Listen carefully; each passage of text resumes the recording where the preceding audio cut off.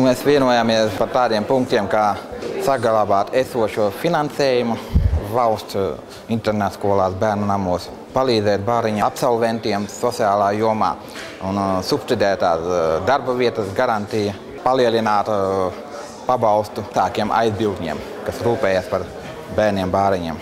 Tas jau nenozīmē, ka, teiksim, internāta skolas skaits nevar mainīties droši vien, jā? Nē, vienkārši tas ir tā.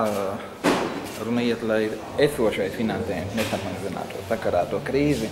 Saglabājot finansējumu, bet, teiksim, varbūt nav... Skolas apvienot. Jā, jau vai kaut kā tā. Tas nav ne pat jo svarīgākais jau, lai uz to cilvēku ir tā nauda, jā, lai tam konkrētajam cilvēkam tiek tas līdzekļu apjoms. Vienkārši mēs ņemam vērā, ja ir kaut kāds internāts, ko viņi sakarā to krīzi, tur samazināja. Tur finansējums.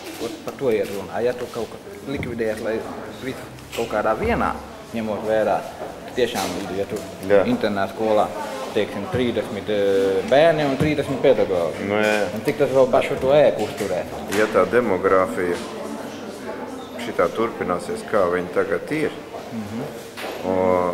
tā ir vispār katastrofa, tad kaut kas jādara vairāk, bet tās lauku skolas atrodas, protams, pietiekam tālu, vai tie lauku bērni dzīvo pietiekam tālu no lauku skolām, ka var gadīties, ka tās internāta skolas īstenībā ir jāattīst kā institūts.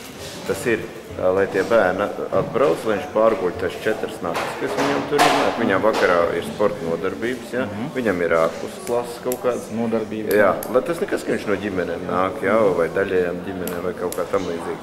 Un es domāju, atkal, ja ir pietiekam daudz tomēr bērnu, kuriem ir no nepilnām ģimenēm, vai vispār nav no ģimenēm, viņi varētu tikt kopā dzīvojot viens ar otru, viņi būtu labāk sociāli integrēti. Ja? Jo viņš dzīvo kopā ar citas pieredzes jauniešiem, un tas tomēr kaut kā viņus paceļ visus.